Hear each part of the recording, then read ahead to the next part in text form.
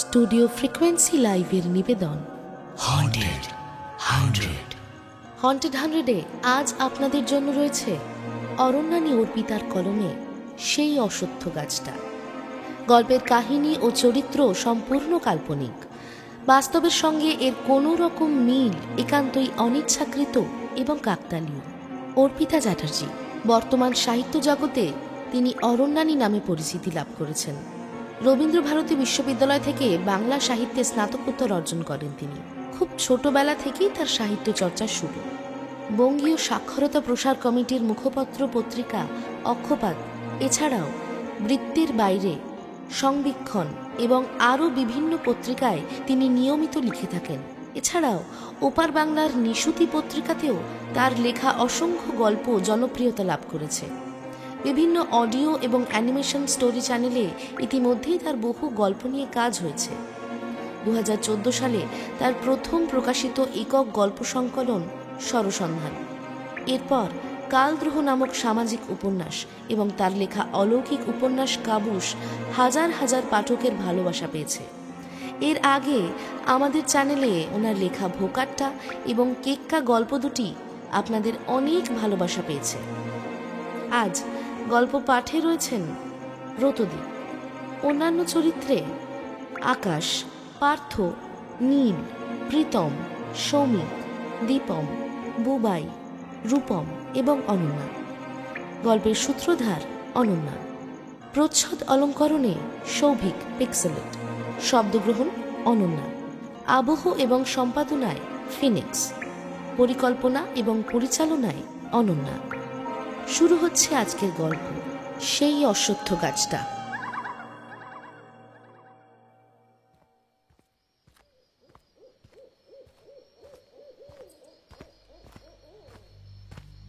নিশুতি রাত। রাস্তার লাইট পোস্টে আলো না জ্বললেও পূর্ণিমার নির্মেঘ নক্ষত্রখচিত আকাশের কারণে মাঠের মধ্য দিয়ে চলতে খুব একটা অসুবিধা হচ্ছে না বয়স্ক মানুষটার। তাছাড়া যে কাজে তিনি এসেছেন সে কাজে আলো জ্বালালে আদৌ কাজ হবে কিনা তা তিনি জানেন না। যথাসম্ভব চুপে চাপে টর্চ না জ্বালিয়ে মাঠের মধ্য দিয়ে তিনি এগিয়ে চলেছেন তার অভীষ্ট লক্ষ্যের দিকে। এতটাই চুপে চাপে যে মাঠের অন্য কোনায় ঘুমিয়ে থাকা কুকুরের দলটিও তাকে ভ্রুক্ষেপ করেনি। অবশ্য ভ্রুক্ষেপ করলেও অসুবিধা হতো না মানুষটার। এই কুকুরগুলি তাকে খুব ভালো করেই চেনে। প্রত্যেক দিন সকাল বিকেল হাঁটতে এসে ওদের তো কম আদর করেন না। তবে যে কাজটা তিনি করতে যাচ্ছেন কুকুর সঙ্গে থাকলে সেই কাজটা হবে কিনা সেটাও তিনি জানেন না। তাই মাঠের অন্য প্রান্ত ঘেঁষেই তিনি টুকটুক করে এগিয়ে চলেছেন। অন্য কোনো জনপ্রাণী কেউ কোথাও নেই, একমাত্র ভজা ছাড়া। 3 নম্বর বউ পালিয়ে যাওয়ার শোকে শোকাগ্রস্ত এবং নেশাগ্রস্ত ভজা তার প্রায় বুঝে আসা লালচে চোখগুলি নিয়ে দেখতে পেল একটা লম্বা ঈষৎ কুঁজো অবয়ব সাদা ধুতি এবং চাদর জড়িয়ে লাঠি হাতে তার পাশ দিয়ে চলে যাচ্ছে। ভজার মনে হলো চেহারাটাকে সে খুব ভালো করে চেনে, কিন্তু কোথায় দেখেছে কিছুতেই মনে করতে পারছে না। বিড়িটা পকেট থেকে বের করতে গিয়ে একটা 10 টাকার নোটও বেরিয়ে পড়ল। টাকা অতি বিষম বস্তু। আরও 5 বোতল গলার্ধকরণ করলেও টাকা চিনতে ভজার অসুবিধা হতো না। তাড়াতাড়ি নোটটা দেখে তুলে নিতে গিয়েই বুঝতে পারল একটু আগে তার সামনে দিয়ে যে হেঁটে গেছে সে খোদ মহাত্মা গান্ধীজি ছাড়া আর কেউই হতে পারে না। ভজার সর্বাঙ্গে একটা শিহরণ খেলে গেল। গান্ধীজি ততক্ষণে ভজাকে পেরিয়ে অনেকটাই এগিয়ে গিয়েছেন। ভজার মনে হলো পেছন থেকে গান্ধীজিকে ডাকাটা অত্যন্ত অসভ্যতা হবে। শুধু তাই নয়, মাঠের পরে রাস্তা, ঠিক রাস্তার উল্টো দিকের দেওয়ালে আঁকা নেতাজির ছবিটার দিকে চোখ গেল। মোটামুটি আবছাভাবে দেখা যাচ্ছে। ভজার মনে হলো গান্ধীজিকে ফলো করলে হয়তো নেতাজিকেও সে দেখতে পাবে। তাই আটখাওয়া বোতলটা সাইডে সরিয়ে রেখে টলমলো পায়ে উঠে দাঁড়ালো ভজা। বোতলটা নিয়ে একবার ধরা পড়লে ওই লাঠির বাড়ি হয়তো তার মাথাতেই পড়তে পারে। হাজার হলেও তার আমাদের গার্জিয়ান তো বটেই। তাই ভজা 3 নম্বর বউয়ের শোক ভুলে, অর্ধেক বোতল মদের মায়া ভুলে টলমলো পায়ে সামনে এগিয়ে যাওয়া অবয়বের পিছু নিল। এদিকে সে বয়স্ক মানুষটি তার অভীষ্ট লক্ষ্যে পৌঁছেছেন। এতটা রাস্তা হেঁটে কোমরের ব্যথাটাও বেশ বেড়েছে তার। কোমরটা ধরে আস্তে আস্তে অশ্বত্থ গাছের বাঁধানো জায়গাটায় বসে পড়লেন তিনি। এই হালকা শীতের রাতেও তার গায়ে একটু একটু ঘাম দেখা দিয়েছে। খানিকক্ষণ ধাতস্থ হয়ে তিনি আবার উঠে দাঁড়ালেন। লাঠিতে ভর দিয়ে কোনো মতে ওই বাঁধানো উঁচু চত্বরের উপর উঠলেন বৃদ্ধ। গাছটার গায়ে হাত দিতে গিয়েও সতর্কভাবে গাছটাকে ভালো করে জরিপ করলেন তিনি। সেই সময় যদি কেউ ওনার হার্টবিট মাপত তাহলে হয়তো সে ভয় পেয়ে যেত নির্দ্বিধায়। তার হৃদস্পন্দন তখন এতটাই জোরে হচ্ছিল যে বৃদ্ধ নিজেও বুঝি সে আওয়াজ পরিষ্কার শুনতে পাচ্ছিলেন। অস্বাভাবিক কিছু না দেখে একটা লম্বা শ্বাস পড়ল তার। সেটা হতাশার দীর্ঘশ্বাস নাকি হাঁপ ছেড়ে বাঁচার সেটা ঠিক বোঝা গেল না। তারপর বৃদ্ধ কাঁপা কাঁপা হাতে অশ্বত্থ গাছটার গায়ে হাত বোলাতে লাগলেন, যেন কিছু খুঁজছেন। বেশিক্ষণ খুঁজতে হলো না অবশ্য। খানিকক্ষণের মধ্যেই গাছের গুড়ির ওই গর্তটা তার হাতে ঠেকল। হাতের থলেটা থেকে কয়েকটা জিনিস বের করে ওই গর্তের মধ্যে রাখলেন তিনি। আর সবশেষে রাখলেন একটা নতুন ধবধবে সাদা পইতে। সব সময় তাড়াহুড়ো, বলি আমার জন্য কি একটু অপেক্ষা করা যাচ্ছিল না বিলে? ভাঙা ভাঙা গলায় ভেসে আসা কথাগুলো শুনে বিলে নামক প্রথম বয়স্ক মানুষটি বিরক্তিসূচক শব্দ করে ঘুরে তাকালেন, বললেন, ধীরে ধীরে কথা বলো না রমাদা, ঠাকুর মশাই রেগে যেতে পারেন। তোমার নাকি কি সব আনার কথা ফোনে বললে, তা এনেছো? অপর বৃদ্ধ অর্থাৎ রমাবাবু এবার চাদরের আড়াল থেকে একটা কাঁসার বাটি বের করলেন। তারপর আমতামটা করে বললেন, বউ পাঠালো, বলল ব্রহ্ম ঠাকুর মশাই ক্ষীর খেতে ভালোবাসেন, তাই ও নিজেই আসতো, কিন্তু বয়স হয়েছে তো একেবারেই হাঁটাচলা করতে পারে না বললেই হয়। এই অবধি বলে খানিকক্ষণ চুপ করে রইলেন বৃদ্ধ, কান খাড়া করলেন। এমন সময় একটা রাতচড়া পাখি এমন বিশ্রী আওয়াজ করে উঠল যে চমকে কেঁপে উঠে আরেকটু হলে তার হাত থেকে ক্ষীরের বাটিটা পড়েই যাচ্ছিল। কোনো মতে সেটা সামলে বৃদ্ধ বললেন, অত চারা পাখি, তুই ডাকার সময় পেলি না? দেখছিস একটা ভাইটাল কাজে এসেছি।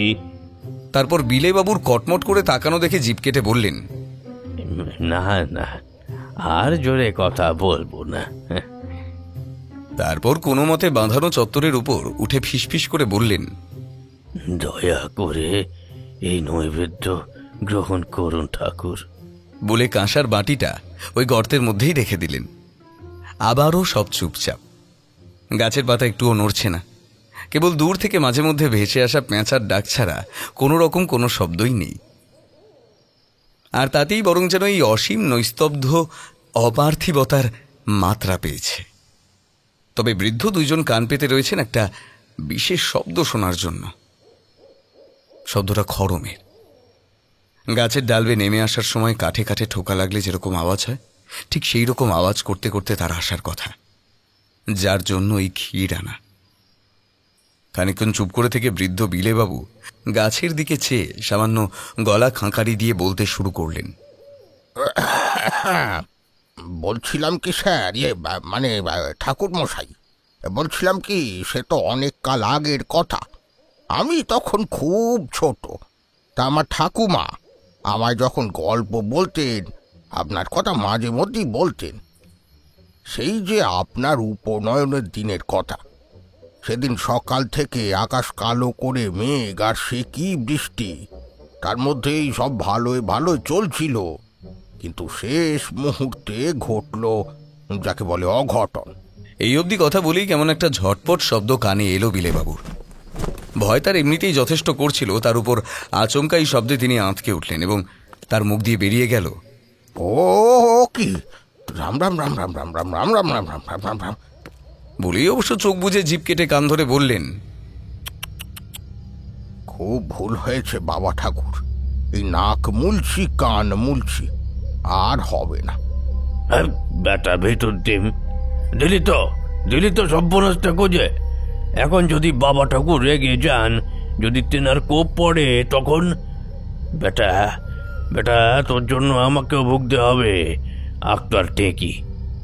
বিলেবাবু হয়তো আশঙ্কা করছিলেন রাম নাম শুনে ব্রহ্মদত্তী ভয়ানক রেগে গিয়ে তার ঘাড় মোটকে দেবে বা নিদেন পক্ষে মাথার উপর খড়ম উড়ে আসবে, কিন্তু সেরকম কোনো কিছুই হলো না দেখে হাঁপ ছেড়ে বাঁচলেন।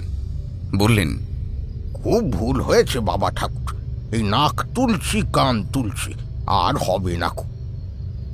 নির্ঘাত কোনো বাদুড় বা পেঁচার ডানার আওয়াজ হবে। ও নিঝুম রাতে হুট করে এমন শব্দ শুনলে পরে অমন একটু আধটু হয়। বয়স হয়েছে তো নাকি? তাছাড়া আমি আসলে রাম বলতে চাইনি, মানে রমা বলে তোমাকে ডাকতে গিয়ে যেন উল্টো পাল্টা সব হয়ে গেল। থাক থাক, কেমন করে জানো উল্টো পাল্টা হয়ে গেল? তোকে দিয়ে হবে না, তুই চুপ থাক, আমি বলি। এক গাল হাসি নিয়ে অশ্বত্থ গাছের দিকে তাকিয়ে একটা পেন নাম ঠুকে বিগলিত কণ্ঠে রমাবাবু বলতে শুরু করলেন, তা বাবা ঠাকুর, সে ঘটনা এই অঞ্চলের সব বাচ্চারা আজকেও জানে। সেই যে আপনি ওই পৈতে নেওয়ার সময় ব্রহ্মচারী হয়েছিলেন, আর ঘরের ভেতর ঢোকার সময় কেমন করে যেন 2.5 পায়ের বদলে 3 পা ফেলে দিয়েছিলেন। তারপর দোষ কাটানোর জন্য আপনাকে একটা ওই বেল গাছের তলায় নিয়ম অনুযায়ী থাকতে হয়েছিল। সেই ঝড়ের মধ্যে আপনি থাকতে চাইছিলেন না, তাও আপনাকে সেখানে থাকতে বাধ্য করা হলো। আর তারপরেই একটা বাজ পড়ে আপনি মারা গেলেন। তখন থেকে আপনি তো এই বেল গাছেই ব্রহ্মদত্তী হয়ে থাকতেন বলে শোনা যায়, তাই না? আর সেই বেল গাছটা কালের নিয়মে মরে যাওয়ার পর তার ঠিক পাশের এই অশ্বত্থ গাছটাতে আপনি উঠে আসেন। আপনি তো কত উপকার করেছিলেন এই গায়ের, কত মানুষের মনস্কামনা পূর্ণ করেছেন, আমরা তো সবই শুনেছি। বৃদ্ধ চুপ করলেন। একবার যেন তার মনে হলো একটা খুটখাট আওয়াজও তিনি পেলেন। ওদিকে বিলেবাবু নাকটা কুঞ্চিত করলেন। তার নাকে কেমন একটা বিচ্ছিরি গন্ধ আসছে যেন। কিন্তু তিনি যতদূর জানেন, ব্রহ্মদত্তী এলে তো সুন্দর চন্দনের গন্ধ আসার কথা, নাকি রমাদার গায়ের দুর্গন্ধ। ওরা চান টান করে না বোধহয়, তাই হবে হয়তো। এখনো পর্যন্ত যার কাছে আসা, সেই তার আগমনের কোনো লক্ষণই দেখা যাচ্ছে না। তাহলে কি তারা এখানে শুধু শুধু এলেন বোকার মতো? বড় শিব মন্দিরের পুরুত ভট্টাচার্য মশাই আর কোন এক যৌবনে শখের ওঝাগিরি করে বেড়ানো রমাদার কথায় শৈশবে ফেলে আসা গল্পগুলোর অলৌকিক জোরে ভরসা করে নেহাতি পাগলামো করছেন। কিন্তু আর কোনো উপায় তো পাওয়া যাচ্ছে না। পরপর 2 বার কাউন্সিলর হয়ে সুব্রতর খুব দেমাগ বেড়েছে। ওনাদের কথার কোনো পাত্তাই দিল না। সামান্য গলা খাঁকারি দিয়ে আবার রমাবাবু বলতে শুরু করলেন, আমার ঠাকুমা ননিবালা দেবী আর পাড়ার কত ঠাকুমা দিদিমারা তো আপনাকে বিশেষ বিশেষ তিথিতে অনেক কিছুই নৈবেদ্য দিতেন দেখেছি। সত্যি বলতে আমি নিজেই তো একদিন আপনাকে দেখলাম, আপনার মনে আছে সে কথা?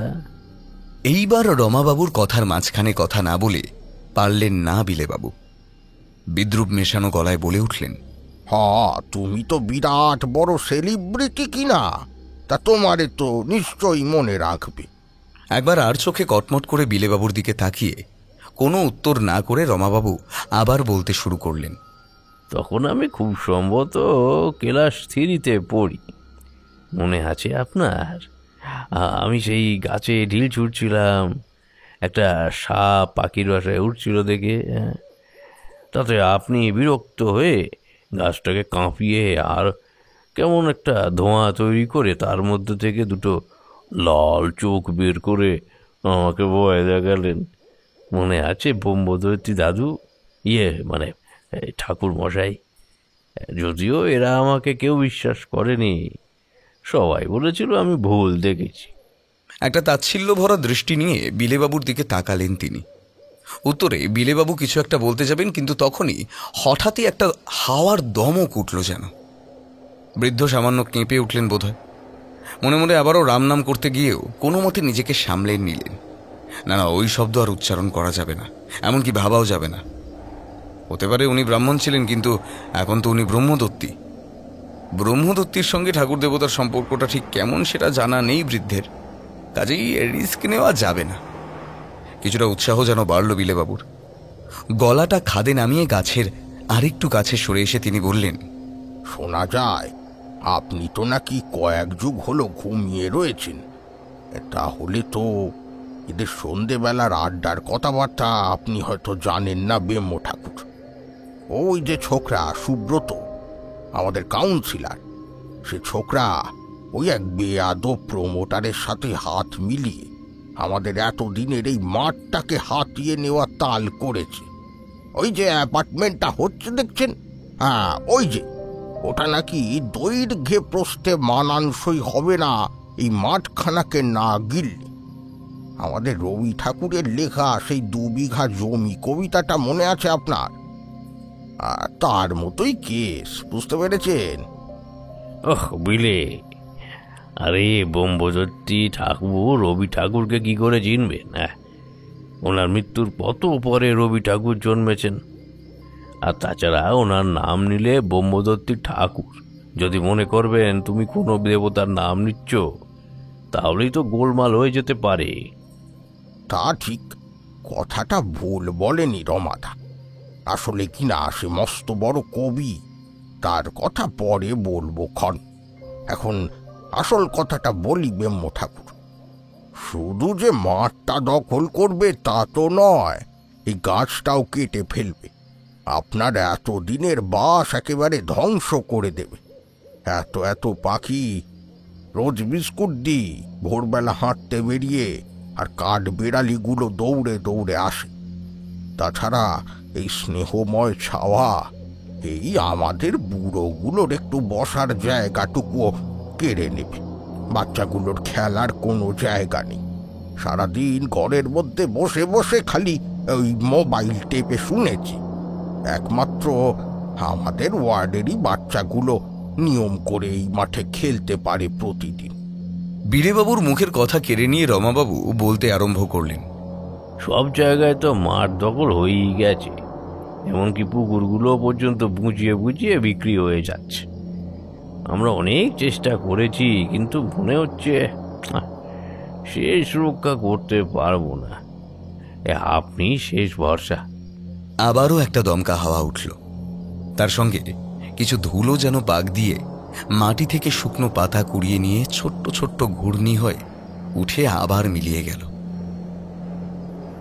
বৃদ্ধ রমার কথা আটকে গেল।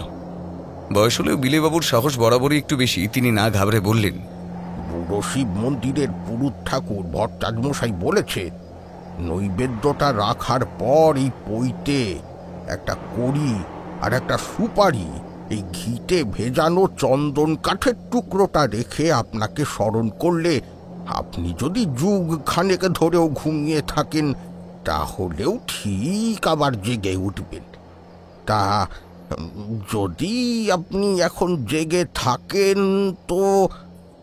একই দুজন গান্ধীজি? রীতিমতো আঁতকে উঠে বৃদ্ধ দুইজন একই সঙ্গে পেছন ফিরলেন এবং বিস্ময়ের আর বিরক্তির সঙ্গে দেখলেন ভজা মাতাল করজোড়ে দাঁড়িয়ে রয়েছে। বিচ্ছিরি গন্ধটা কোথা থেকে আসছে সেটাও বিলেবাবু বুঝতে পারলেন। এবার ভজার মুখ থেকে ভক ভক করে মদের গন্ধ বেরোচ্ছে। তার মানে পুরো সময়টাই ভজা এখানেই ছিল। বৃদ্ধ রমাবাবু গজরাতে গজরাতে বললেন, গান্ধীজি? আমাদেরকে গান্ধীজি মনে হচ্ছে? ভজা চোখ দুটো ডলে নিয়ে আবারও ভালো করে তাকিয়ে মাথা নেড়ে বলল, না না, প্রথমটা ভুল হয়েছিল। দুজনে গান্ধীজি নয়, যার হাতে লাঠি আছে সে শুধু গান্ধীজি। বিলেবাবুর মাথার মধ্যে আগুন জ্বলে উঠল। লাঠি উঁচিয়ে তিনি বললেন, দাঁড়া বেটা ভজা, তোর মাতলামো আমি লাঠি পেটা করে বের করব। পুরো পরিকল্পনাটা মাটি করে দিলে বেহায়া মাতাল কোথাকার। রমাবাবু তাকে আটকালেন, বললেন, মন্দিরের পুরুত মশাই বারবার করে বলেছিলেন কোনো রকম কোনো ঝামেলা যেন না হয়, তাতে হিতে বিপরীত হতে পারে। ব্রহ্ম ঠাকুর গভীর ঘুম ভাঙার পর এসব ঝঞ্ঝাট দেখলে যদি রেগে যান। হ্যাঁ, এখন ঝামেলা যখন হয়েই গেছে তখন আর এখানে থেকে কাজ নেই ভাই। চলো বাড়ি চলো, আবার একদিন আসা যাবে কোনো। রাগে গজরাতে গজরাতে দুই বৃদ্ধ যে যার বাড়ির পথে হাঁটা লাগালেন। নড়ল না কেবল ভজা। সে যেমনভাবে সেখানে দাঁড়িয়েছিল সেভাবেই দাঁড়িয়ে রইল। কেউ যেন তার পা দুটোকে মাটির ভেতর গেঁথে দিয়েছে। তার বিস্ফারিত চোখ আটকে গেছে অশ্বত্থ গাছের মাথার দিকে। কেউ যদি তখন সেখানে থাকতো, সে দেখতে পেত ভজার চোখে মুখের থেকে সমস্ত নেশার ছাপ উড়ে গিয়ে সেখানে কেবল অসীম আতঙ্কের বিভীষিকা।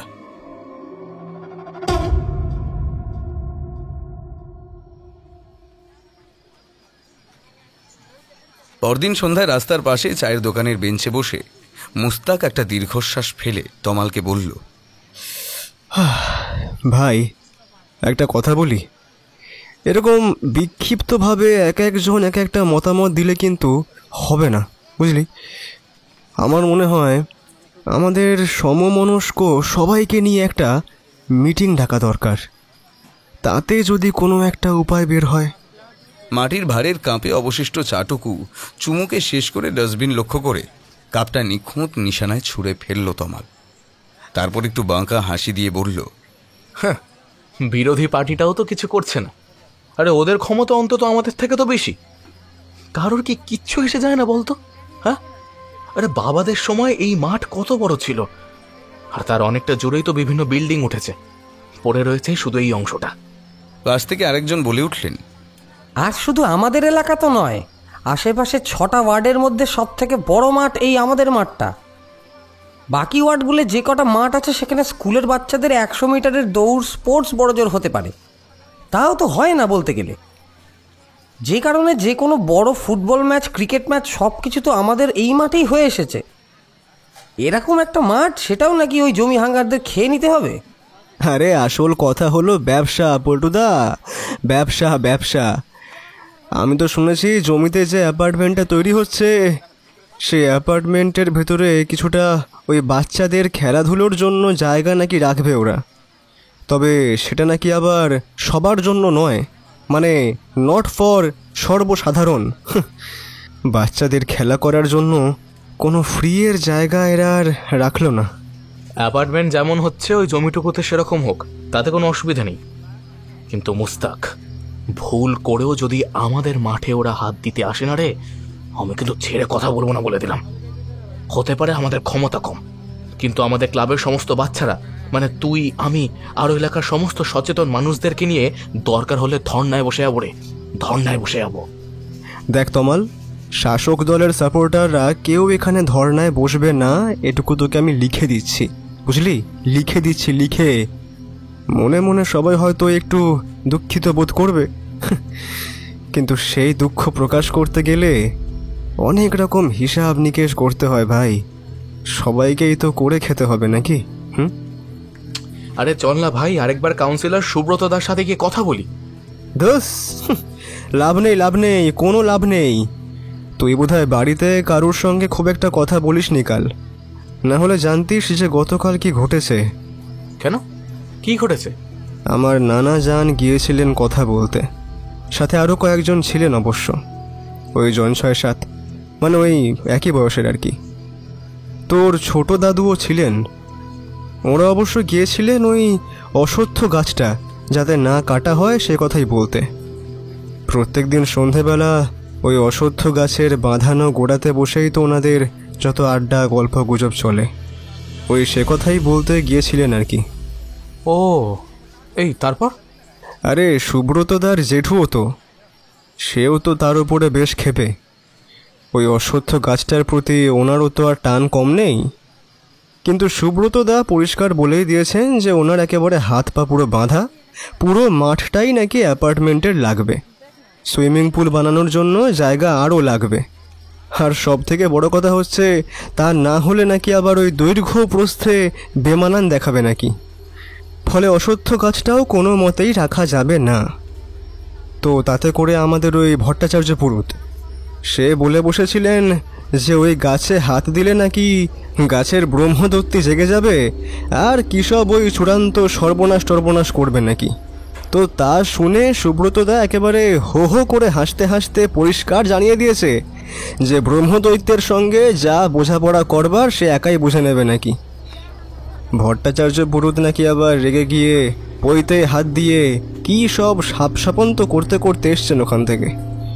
বুড়ো নাকি রাগে ফুঁসছিল।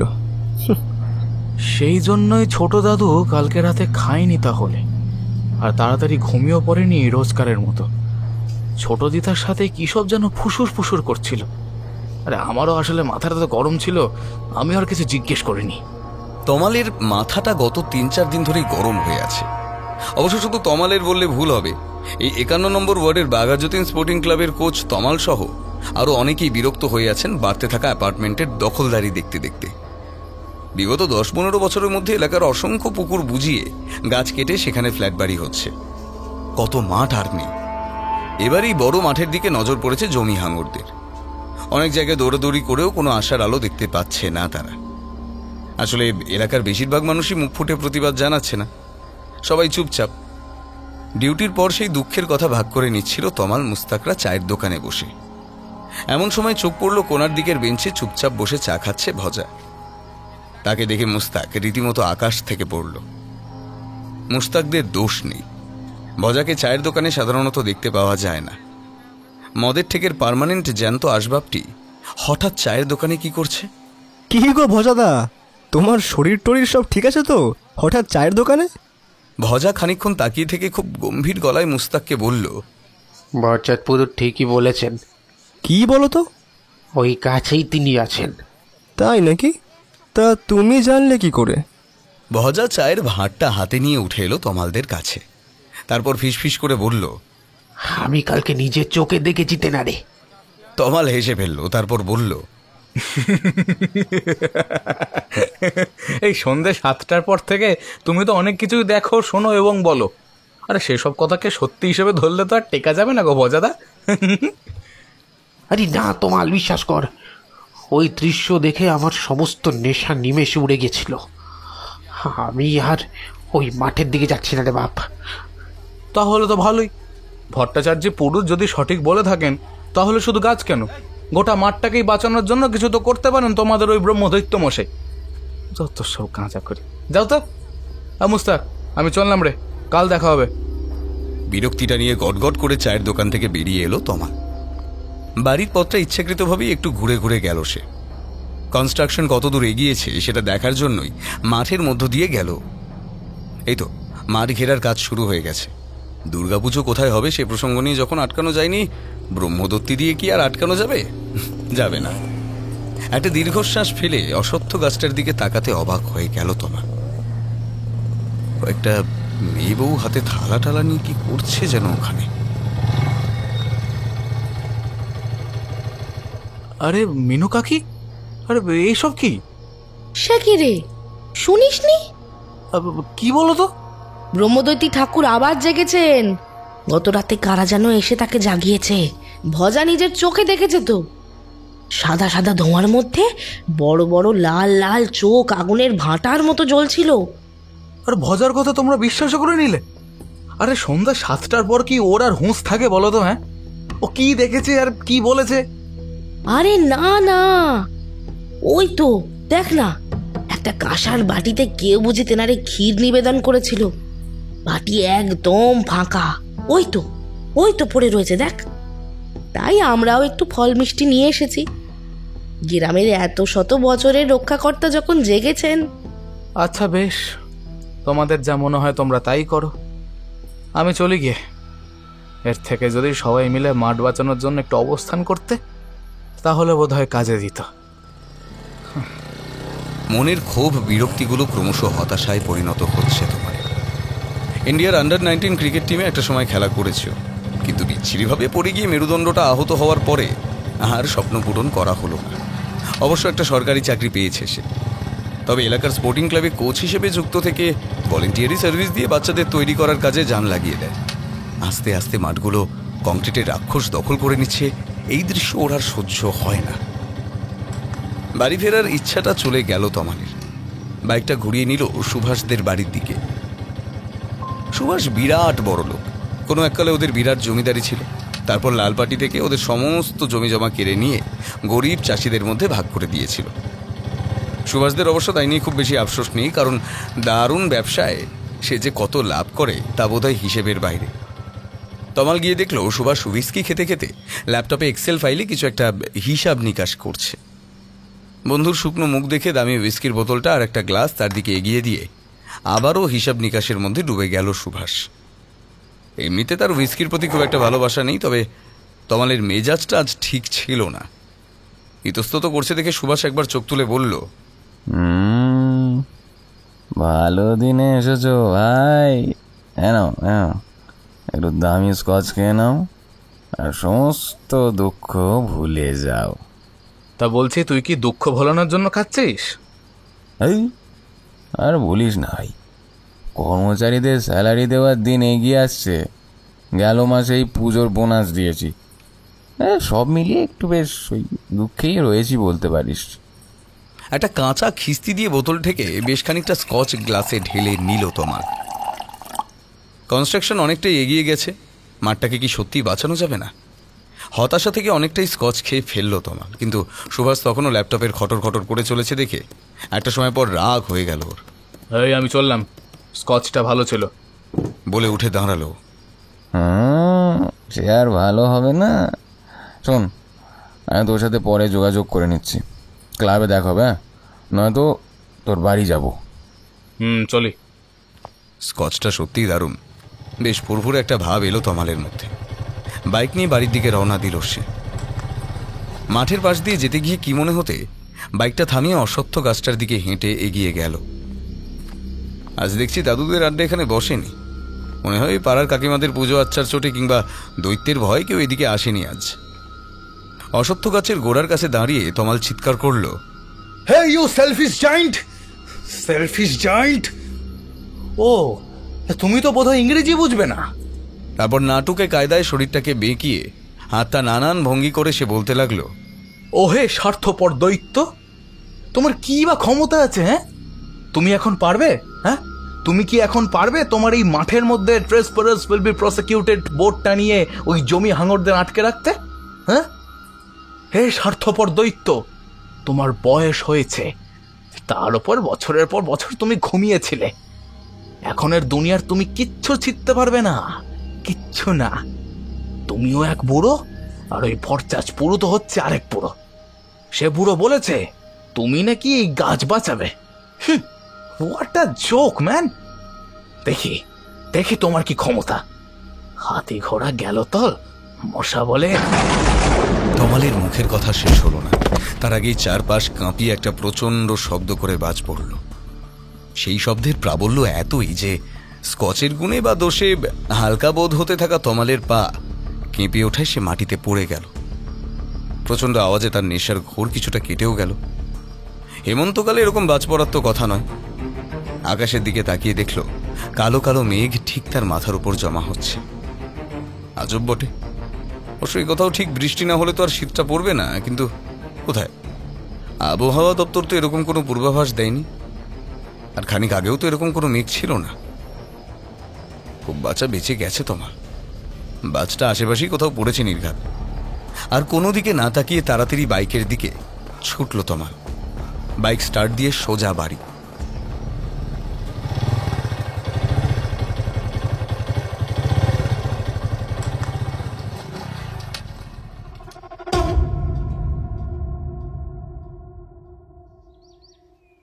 পরদিন ভোরে তমালের ছোট দাদু অর্থাৎ বিলেবাবু যখন প্রাতঃভ্রমণে বেরিয়েছেন, তার রাস্তা আটকে দাঁড়ালেন ভট্টাচার্য পুরুত। তার মুখে কেমন একটা মিটিমিটি হাসি। বললেন, কাজ শুরু হয়ে গেছে বিলেদা? কাজ তো অনেক দিন হলোই শুরু হয়েছে, বল যে কাজ শেষ হয়েছে। কি মাঠটা পুরো ঘিরে দেওয়া হয়ে গেছে?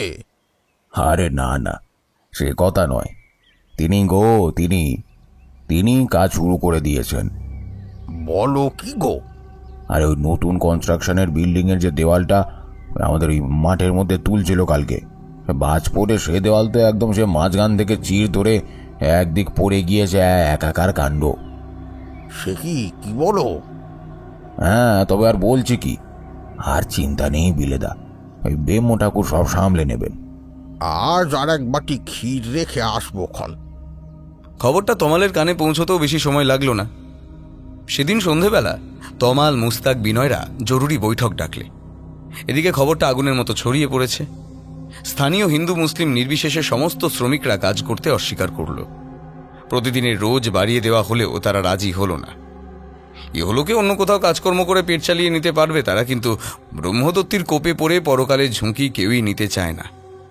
হাজার হলেও ব্রাহ্মণ, সে বেঁচে থাক আর মরে যাক। তাছাড়া নামের মধ্যেই ব্রহ্ম রয়েছে, কাজেই আঞ্চলিক শ্রমিকরা আর কাজে গেল না। তবে অন্য অঞ্চলের বেশ কিছু মুসলিম শ্রমিক দোনামোনা করে হলেও পেটের দায় তখন আল্লাহর নাম নিয়ে কাজ চালিয়ে গেল। কিন্তু তাদেরও বুক কেঁপে গেল সেদিন রাতেই। অ্যাপার্টমেন্টের কেয়ারটেকার দায়িত্বপ্রাপ্ত আসিফ আর আব্দুল নামাজ পড়ে রাতের খাবার খেয়ে নিয়েছে। এমন সময় একটা খটখট আওয়াজ ভেসে আসে উপরের তলা থেকে। শব্দটা প্রথম শুনতে পায় আব্দুল। সে গোসল করতে গিয়েছিল। ফেরার সময় পরিষ্কার সে শুনতে পায় আওয়াজটা। সেটা যেন ঠিক তার মাথার উপরে হচ্ছিল। কেউ যদি কোনো শক্তপোক্ত জুতো পরে হেঁটে বেড়ায়, অনেকটা এরকম শব্দ আসবে। চোর ছেঁচোর হতে পারে ভেবে আব্দুল হাঁক দেয়। হাই, কে রে? আব্দুল মিয়ার সামনে আছিস? হ্যাঁ, তোর বুকের পাটা কত দেখি? কেউ কোনো উত্তর দিল না। শব্দটাও থেমে গেল, কিন্তু তা কেবল ক্ষণিকের জন্য। আব্দুল আর আসিফ একটু খৈনি টিপছে, আর এমন সময় আবার খটখট শব্দটা শুরু হয়। প্রথমে আসিফ ভাবল যে শ্রমিকরা রাতে থেকে যায়, তাদের কেউ হয়তো বেরিয়েছে শৌচালয়ের কাজের জন্য। শব্দ লক্ষ্য করে জোরালো টর্চের আলো ফেলতেই কাউকে দেখা গেল না অবশ্য। দুজনে সতর্ক হয়ে রইল। খানিক পরে খটখট শব্দটা থেমে গেল, কিন্তু একটা অদ্ভুত গড়গড় ধরনের আওয়াজ হতে লাগলো। সে আওয়াজ যেন তাদের খুব কাছ থেকেই হচ্ছে। মিষ্টি তামাকের গন্ধ নাকে আসলো তাদের। আব্দুল আমতামতা করে বলল, এই গড়গড় শব্দটা কিসের হচ্ছে বল দেখি। আসিফ বলল, সঠিক বলতে পারবো না, তবে মনে হচ্ছে অনেকটা ওই হুকো টানার মতোই শব্দ। শব্দটা কিন্তু থামার নাম করল না। একই সঙ্গে তামাকের মিঠে করা গন্ধটাও আরো বেশি করে ছড়িয়ে পড়ছে আশেপাশে। এই গন্ধে কেমন একটা ঘোর লেগে যায় আসিফদের। একটা ঝিমুনি চলে আসে। অদ্ভুত ব্যাপার, তামাকের গন্ধে তো ঘুম চলে যাওয়ার কথা, কিন্তু রাজ্যের ঘুম কোথা থেকে আসছে ওদের দুজনের চোখে। প্রায় অবশ হয়ে আসা পা দুটোয় জোর দিয়ে উঠে দাঁড়ালো আসিফ। সে উচ্চশিক্ষিত, সায়েন্সের ছাত্র।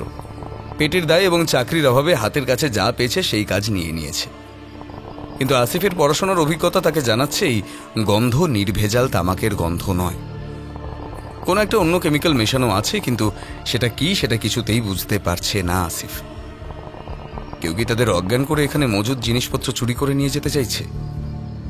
তাহলে তো চাকরিটাই থাকবে না। আর বাড়িতে অসুস্থ মা, এই চাকরিটা চলে গেলে হবে না। এখন মনের জোরে এদিক ওদিক খুঁজে দেখতে থাকে আসিফ। ওদিকে আব্দুলের চোখ ঘুমে বুজে এসেছে। একবার তার মনে হলো আসিফের সঙ্গে আশপাশটা দেখবে, কিন্তু শত চেষ্টা করেও সে জেগে থাকতে পারল না। মাথা থেকে টুপিটা খসে পড়ল। ঘাড় কাত করে চেয়ারে বসে ঘুমিয়ে পড়ল। আসিফ চিৎকার করল, বেরিয়ে আয় বলছি, কে আছিস? বেরিয়ে আয়। তারপর জলের বোতলটা নিয়ে জল খেতে গেল, কিন্তু জল আর তার খাওয়া হলো না। সে দেখল সাদা ধুতি পরা একটা লম্বা অবয়ব বিল্ডিং এর অন্ধকার কোণের দিক থেকে খটখট আওয়াজ করে আস্তে আস্তে এগিয়ে আসছে। তার হাতে একটা হুঁকো, সেখান থেকে গড়গড় করে একটা শব্দ বেরিয়ে আসছে। ব্রহ্মদত্তি। শব্দটা আপনা আপনি অস্ফুটে আসিফের ঠোঁট ছিঁড়ে বেরিয়ে এলো। আসিফের মাথাটা ঝিমঝিম করছে, চোখ জড়িয়ে আসছে ধীরে ধীরে, গলাটা কেমন শুকিয়ে যাচ্ছে। জ্ঞান হারিয়ে মাটিতে লুটিয়ে পড়ে যাওয়ার আগের মুহূর্তে সে দেখল একটা নয়, আশপাশ থেকে গো হাতে বইতে গায়ে ধুতি পরিহিত আরো কয়েকটি অবয়ব ঘিরে ধরছে তাকে।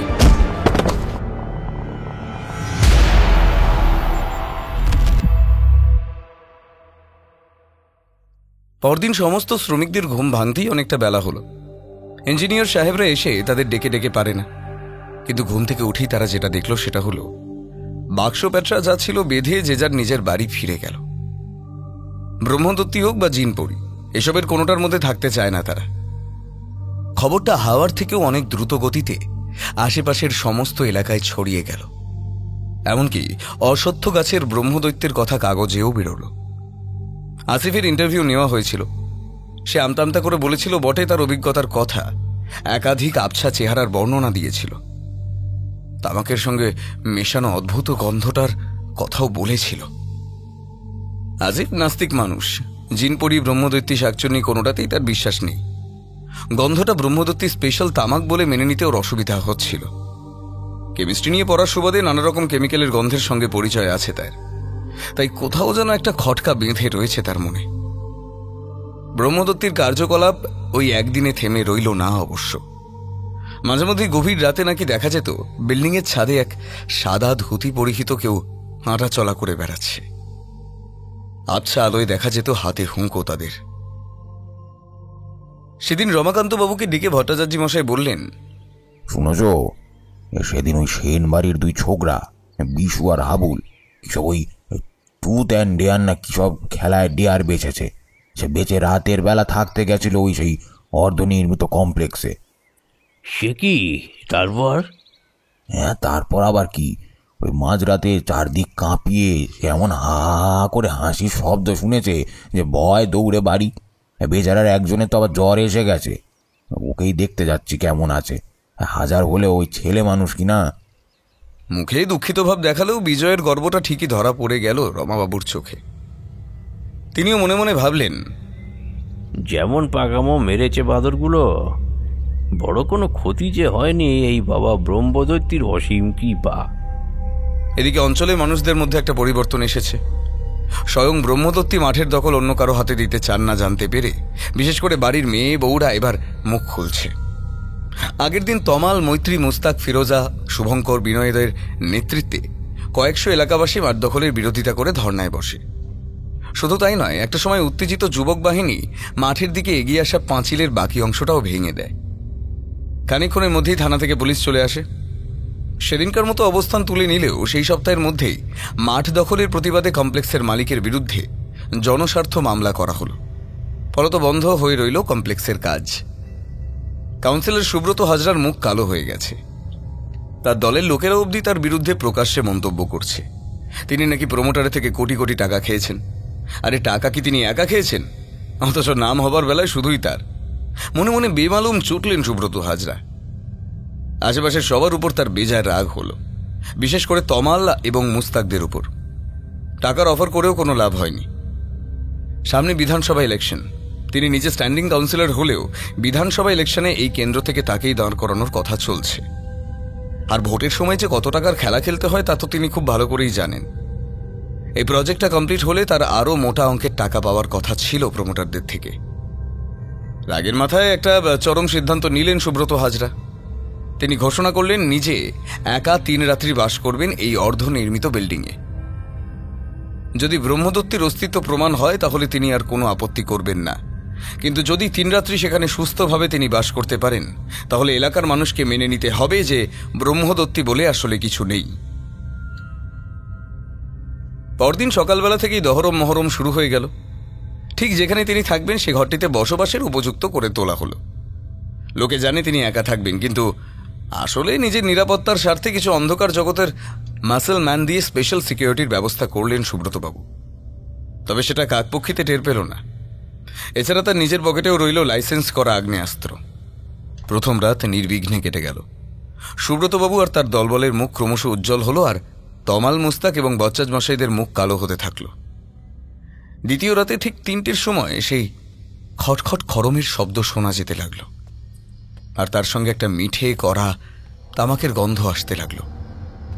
ঘরের বাইরে পাহারায় থাকা সুব্রতবাবুর পার্সোনাল সিকিউরিটি ওরফে মস্তান, তপা, পল্টু, ইউসুফদের নাকে। ওরা যেন এমন কিছুর জন্যই তৈরি হয়েছিল। সঙ্গে সঙ্গে নিজেদের ব্যাগে রাখা একটা বিশেষ ধরনের মাস্ক প্রত্যেকে পরে নিল। তারপর পিস্তল বাগিয়ে শব্দের দিকে ধীরে ধীরে এগোতে লাগলো, কিন্তু শব্দটা যে ঠিক কোথা থেকে আসছে বোঝা মুশকিল। একবার মনে হলো বাঁ দিক থেকে, একবার মনে হলো না সম্পূর্ণ ডান দিক থেকে। ওরা দুটো দলে ভাগ হয়ে গেল এবং খানিকক্ষণের মধ্যে পল্টু একটা ছোট ইলেকট্রনিক ডিভাইস নিয়ে হাসতে হাসতে চলে এলো। একটা ছোট্ট রেকর্ডার। সেখানে তখনও খরম পায়ে দিয়ে হাঁটার খটখট শব্দ ভেসে আসছে। সালা আমাদের সাথে চলা কি?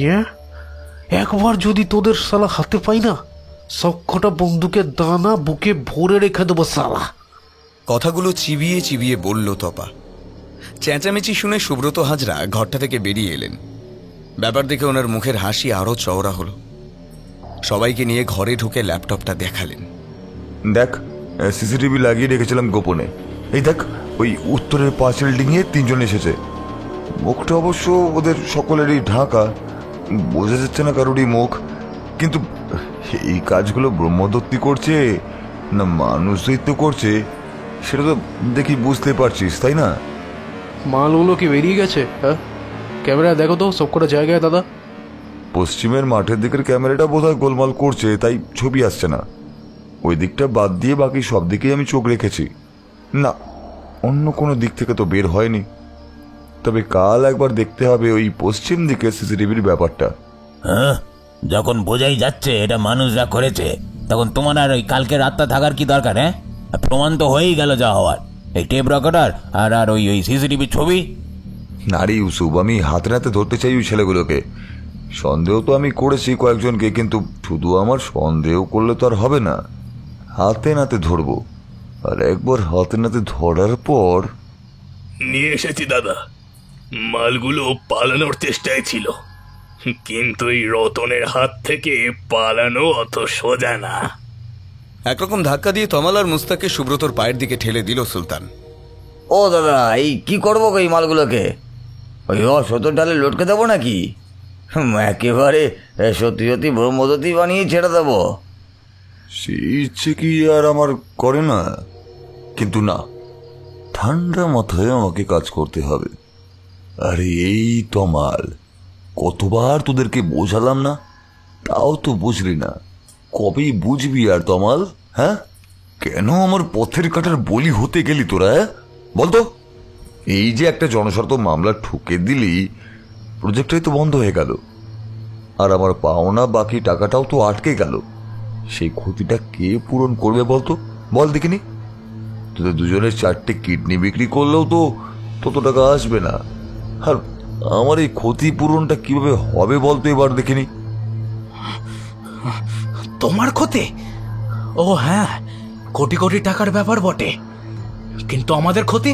হ্যাঁ, জনগণের ক্ষতি, সমাজের ক্ষতি, দেশের ভবিষ্যতের ক্ষতি, নতুন প্রজন্মের ক্ষতি।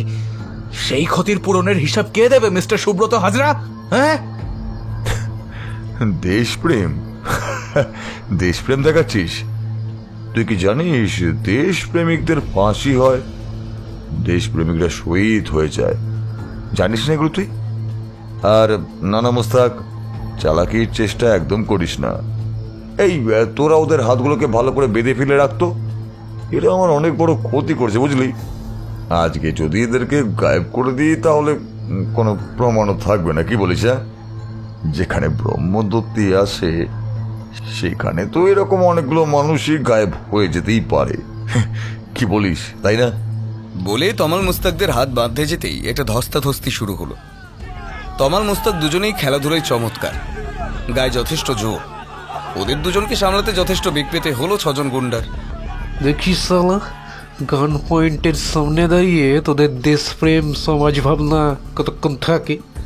চিবিয়ে চিবিয়ে কথাগুলো বলে তপা রিভলভার বের করে ওদের দিকে তাক করল। মুহূর্তের জন্য থমকে গেছিল তমাল আর মুস্তাক। সেই সুযোগে মাথায় লাঠির বাড়ি মেরে ওদের ধরাশায়ী করে ফেলল ইউসুফ। যন্ত্রণায় মুখ থেকে আর্তনাদ বেরিয়ে আসে ওদের। সুব্রত ধীরে ধীরে ওদের দিকে এগিয়ে এসে জিজ্ঞেস করে, ভালো চাস তো বল, তোদের সাথে আর কে একজন ছিল? এই পাড়াতে আমি অত লম্বা কাউকে তো আর আগে কখনো দেখিনি। কে তোদের সেই শাগরেদ? আমাদের সাথে কেউ ছিল না, সত্যি বলছি। আমরা দুজনেই এসেছি এখানে। গোল খাওয়াতে চাইছিস আমাদেরকে? হ্যাঁ, সত্যি করে বল। আমরা প্রত্যেককে দেখেছি সিসিটিভি ক্যামেরায়। তোরা দুজনের সামনে ছিলিস, আর তোদের পিছন পিছন লম্বা করে আরেকজন ছিল। বল বল কি সেটা বল, পুলিশের লোক নাকি? বললাম তো আর কেউ ছিল না, আর থাকলেও তার নাম তোমাকে বলতামও না। আহত বাঘের মতো ফুঁসে উঠল সুব্রত। তোরা কি ভেবেছিস তোদেরকে আমি ছেড়ে দেব? কোনোদিনও না। এখানে এই কনস্ট্রাকশন বিল্ডিং এর মাটি তলা তোদেরকে পুঁতে রেখে দেব।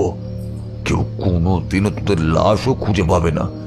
3 কোটি টাকা 3 কোটি টাকা আটকে আছে তোদের জন্য আমার, হয়তো সেটার কোনোদিনও পাবো না, কিন্তু আমার এত বড় ক্ষতির প্রতিশোধ না নিলে হবেই বা কি করে?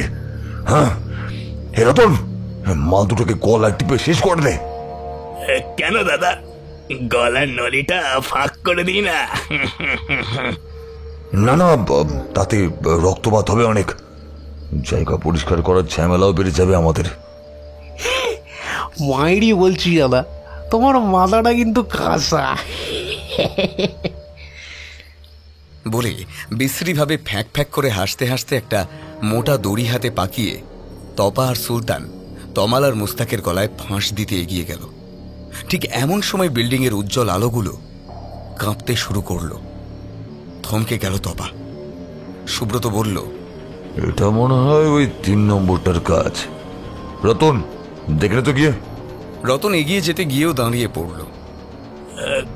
কেমন একটা সুন্দর গন্ধ আসছে না ভাই? আমার সেই কেমিক্যাল মেশানো গন্ধ ছাড়ছে মনে হয়।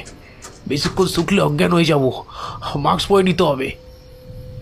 কিন্তু এই গন্ধটা তো আগের মতো না, এটা তো চন্দনের গন্ধ। এইবার শুরু হলো সেই খটখট করে খরম পরে হেঁটে চলে বেড়ানোর শব্দ, কিন্তু তা আগের তুলনায় অনেক বেশি জোরালো। ইউসুফ বোকার মতো হাতে ধরে থাকা রেকর্ডারটার দিকে তাকালো। ওটা তো দিব্যি বন্ধ আছে। সুব্রত হাজরা বাঘের মতো গর্জন করে বলে উঠল, লুকিয়ে লুকিয়ে আমাদের সঙ্গে খেলা করে কোনো লাভ নেই। কে তুই বল, কে তুই? আর সামনে আয়, নয়তো তোর এই 2 বন্ধুর গলার নলি এখনই 2 টুকরো করে দেব। আমি এবার থেকে ঠিক 4 গুনবো, তার মধ্যে যদি সামনে না আসিস তাহলে 1, 2, 3। তার কথা শেষ হবার আগেই অসম্পূর্ণ দেওয়ালগুলো কাঁপিয়ে একটা ভয়ঙ্কর হা হা হাসি উদ্দাম ঘূর্ণির মতো পাক খেতে লাগলো এপাশ থেকে ওপাশ। সেই ভয়ঙ্কর হাসির শব্দে যে কোনো অতি বড় সাহসীর বুক কেঁপে উঠবে। সেই সঙ্গে আরো বার কয়েক কেঁপে উঠে সমস্ত আলোগুলো নিভে গেল একই সঙ্গে। তপাদের গ্যাংয়ের সবার মুখ শুকিয়ে গেছে। চন্দনের গন্ধটা আরো তীব্র হয়ে নাকে ঝাপটা মারছে। সুব্রত হাজরা রতনের হাত থেকে চাকুটা নিয়ে তমালের গলার কাছে ধরতেই মনে হলো ওদের পায়ের তলার মাটিটা কেঁপে উঠছে। টাল সামলাতে না পেরে ওরা কয়েকজন পড়ে গেল মাটিতে। ভূমিকম্প নাকি কি হচ্ছে বুঝে যাওয়ার আগেই আর একটা অনুভূতি হলো। বরফ শীতল বাতাসের ঘূর্ণি শুরু হলো, সঙ্গে ঝোড়ো হাওয়ার গোঁ গোঁ গর্জন। হঠাৎ করেই জায়গাটার তাপমাত্রা এক ধাক্কায় যেন 10 ডিগ্রি নেমে গেল। চরাচর কাঁপিয়ে মুহুর্মুহু বজ্রপাত শুরু হলো।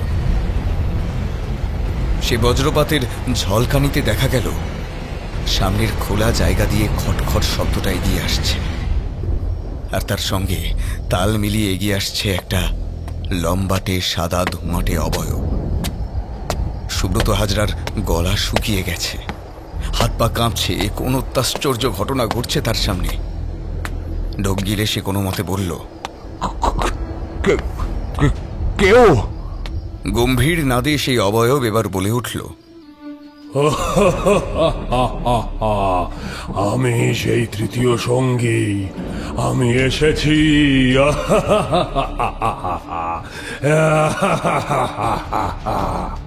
কথা কয়টা বলেই সেই রহস্যময় অবয়ব হা হা রবে আবার হাসতে হাসতে এগিয়ে আসতে লাগলো। কিন্তু অবয়বটা যত এগিয়ে আসছে তত ক্রমশ লম্বা হচ্ছে কি করে? আতঙ্কের চোটে তপা পরপর 6টা গুলি করে ফেলল।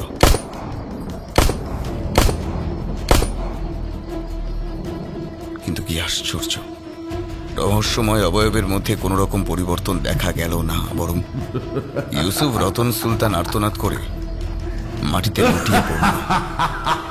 অথচ ওরা তো দাঁড়িয়েছিল সম্পূর্ণ অন্যদিকে। এদিকে লম্বা হতে হতে সেই ধোঁয়াটে অবয়ব চাঁদ ছুঁয়ে ফেলছে, অপার্থিব হাসিতে মেঝে অব্দি কেঁপে উঠছে। সেই ধোয়ার কুণ্ডলীর মধ্যে থেকে অবয়বটা স্পষ্ট হতে লাগলো। ওই তো টিকালো নাকের দুপাশে 2টো চোখ লাল অঙ্গারের মতো জ্বলছে। পরনের সাদা ধুতি, পায়ে খরম, গায়ে পইতে, মাথায় টিকি। এই কি তবে?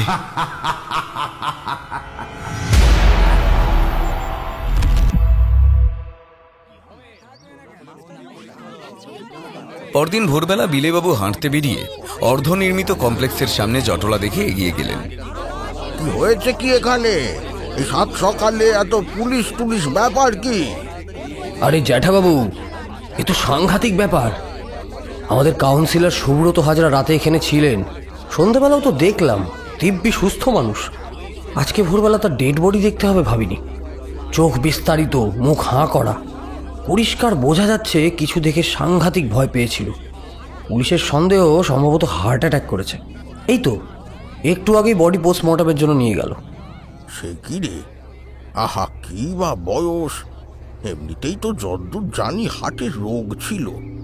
কি দরকার ছিল বাপু সাহস করে এইখানে রাত কাটাতে যাবার? হ্যাঁ, শুধু কি তাই, 6 জন দুষ্কৃতী ধরা পড়েছে। 3 জন অবশ্য মৃত, দলীয় অন্তর্ঘাত মনে হচ্ছে। বাকি 3 জন কেমন একটা ফ্যালফ্যাল দৃষ্টিতে তাকিয়ে আছে, মুখে কোনো কথা নেই। মাথাটা যেন খারাপ হয়ে গেছে এমন ভাব। কে জানে, আবার নাটকও হতে পারে শাস্তির হাত থেকে বাঁচার জন্য। কিন্তু এই দুষ্কৃতীরা কেনই বা এসেছিল? তাদের সঙ্গে সুব্রত সম্পর্কটাই বা কি? সে আর জানা যাবে বলে মনে হয় না, কারণ মৃতরা কথা বলে না। আর 3 জন জীবিত দুষ্কৃতীর মস্তিষ্কের বিকৃতি ঘটেছে হয়তো। তবে সব কিছুর মূলে যে নিশ্চয়ই ব্রহ্মদত্তী রয়েছেন, সে বিষয়ে আমার কোনো সন্দেহ নেই। ওদিকে ভোর রাতে জ্ঞান ফিরলে তমাল মুস্তাক নিজেদেরকে আহত অবস্থায় সেই অশ্বত্থ গাছের সামনে পেয়েছিল। যা হচ্ছে তা খুব একটা স্বাভাবিক হচ্ছে না বুঝতে পেরে ওরা সেখানে আর এক মুহূর্ত না থেকে কোনো মতে যে যার বাড়ি চলে গেছিল। 2 দিন পর বিকেলে চায়ের দোকানের পাশের গলিতে দুজন দেখা করল। মোস্তাক, সব কথা ফোনে হয় না, তাই তোকে এখানে ডাকলাম আমি। হ্যাঁ রে, বলছি সে রাতে কি হয়েছিল বলতো? তোর কি কিছু মনে আছে? এই আমার কিন্তু কিচ্ছু মনে পড়ছে না ভাই। আরে ওরা তো আমাদেরকে ঘিরে দাঁড়িয়েছিল, তারপর আমরা ওই গাছতলায় পৌঁছলামই বা কি করে? আর ওই গুন্ডাগুলোই বা মারা গেল কি করে? আর সুব্রত দাড়ি বা হার্ট অ্যাটাক হলো কেন? হ্যাঁ, আরে সেটাই তো মনে পড়ছে না, একেবারে ব্ল্যাঙ্ক ব্ল্যাঙ্ক লাগছে মাথার মধ্যে। কিন্তু হেভি কেলিয়েছিল বটে, শালা গায়ে পুরো কালশিটে পড়ে ফুলে গেছে। দেখ দেখ। আরে হ্যাঁ রে, আমারও তো মাথায় অসহ্য যন্ত্রণা। MRI করিয়েছি কাল, আজ রিপোর্ট দেবে। তাহলে কি মাথায় আঘাত লেগে আমাদের স্মৃতিশক্তি খারাপ হয়ে গেল? আরে ধুর, এরকম ভাবে কয়েক ঘন্টা স্মৃতিশক্তি আবার হারিয়ে যায় নাকি চোট পেলে? তাও আবার দুজনের একইভাবে? তা না, কিন্তু ড্রাগে তো হয়। হয়তো আমাদেরকে কোনো রকম ড্রাগ ইনজেক্ট করেছিল। হতে পারে, তাই না? ওরা এমন একটা ড্রাগ দিয়েছিল যেটা আমাদেরকে খুব শক্তিশালী করে দিয়েছিল, ওই পুরো সিনেমার মতো। আর তারপর আমরা ওদেরকে একেবারে গুলি টুলি করে দিলাম, তাই তো? তারপর নিজেরা এসে গাছতলায় ঘুমিয়ে পড়েছিলাম। তো এরকমই কিছু বলতে চাইছিস তো? অদ্ভুত বোকা বোকা কথাবার্তা বলছিস ভাই। তুই সাউথ ইন্ডিয়া সিনেমাগুলো একটু কম দেখ। বেশ, তাহলে তুই বল কি হয়েছিল। দেখ, তোর কথা মতো বজ্রপাত হয়ে পাঁচিল ভেঙে যাওয়ার ওই কাকতালীয় ব্যাপারটাকে আমরা 4 জন ব্যবহার করব ঠিক করলাম। আমরাই ব্রহ্মদত্তী সেজে সবাইকে ভয় দেখাবো, এটাও ভাবলাম। আর সেই মতো প্রথমবার যখন আমরা তামাকের সাথে ওই কেমিক্যালটা মিশিয়ে পোড়ালাম, তখন কিন্তু তুই যেরকম বলেছিলি সবাই একেবারে তেমনই গভীর ঘুমে আচ্ছন্ন হয়ে গিয়েছিল।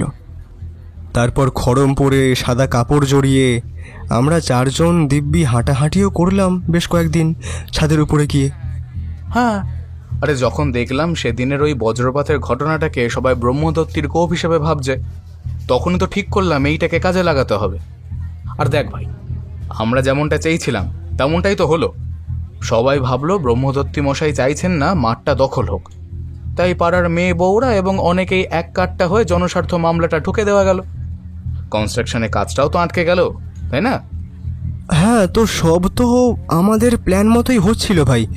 কিন্তু ওই দিন রাতে যে কি ঘটলো, আমরা 2 জন রেকর্ডার সেট করে যখন ওই কেমিক্যালের গন্ধটা ছড়াচ্ছিলাম, তখনই তো বুঝলাম যে আমরা ধরা পড়ে গিয়েছি। তারপর পালাবার চেষ্টা করেও ব্যর্থ হলাম। পিতৃপ্রদত্ত প্রাণটা প্রায় খোয়াতে বসেছিলাম, কিন্তু তারপরেই যে ঠিক কি হলো। ঠিক কি হয়েছিল সেটা মনে না পড়লেও অন্তত মাঠের দখলদারি আমরা আটকাতে পেরেছি, আর অসত্য গাছটাও দিব্যি রইল। তবে আমার শুধু সেই দিনের আরেকটা কথাই মনে আছে জানিস, ওরা না আমাদের বারবার জিজ্ঞাসা করছিল আমাদের সঙ্গে তৃতীয় ব্যক্তিটাকে। ওরা নাকি ক্যামেরায় দেখেছে তোর আর আমার পেছন পেছন লম্বা করে আরেকজন আসছিল, আর ওরকম লম্বা চেহারা নাকি এ পাড়ায় কারণ নেই। আরে কিন্তু আমাদের সঙ্গে তো আর কেউ ছিলই না, শুধু তুই আর আমি তো গিয়েছিলাম, আর কেউ তো রাজি হলো না। আরে সেটাই তো বলছি মুস্তাক, আমিও জানি আমরা দুজন গেছিলাম, কিন্তু ওরা সবাই বলছে আরেকজন কেউ আমাদের সাথে সাথে ছিল। কিন্তু কিন্তু সেটা কে বলতো? কে সেই তৃতীয় সঙ্গী? আমাদের অজান্তে কে আসছিল আমাদের পিছু পিছু? হ্যাঁ, কোথাও কোনো হাওয়া বাতাস নেই। অসত্য গাছটা কেবল তার পাতা ডালপালা নিয়ে কারোর হো হো হাসির দমকে কেঁপে উঠল যেন।